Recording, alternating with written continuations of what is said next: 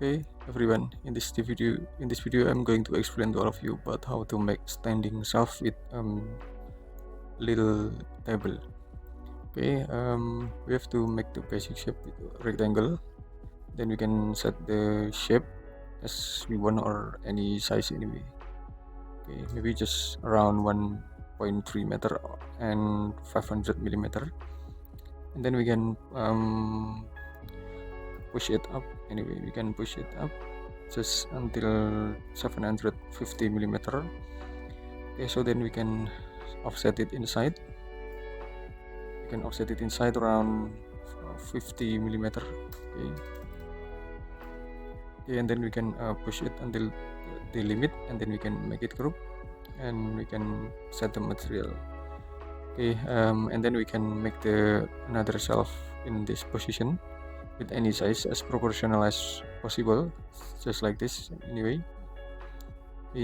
So then we can push it up till this position. Okay, and then we can make group, and we can push it down till this position. Okay, just something like this, and then we can make the pen like the line. We can draw the line, so then we can through this position we can draw the line through this position. Okay, and then we can continue it to make a continuous standing shelf anyway. Okay, just something like this.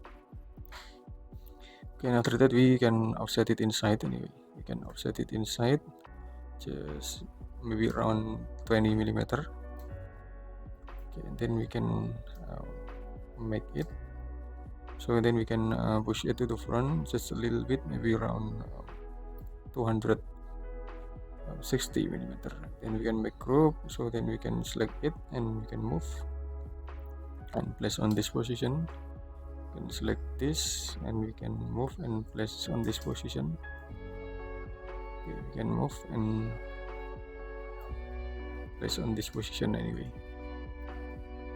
Okay, so then we can move it up again and just place on this position. Okay, then we can assign the material.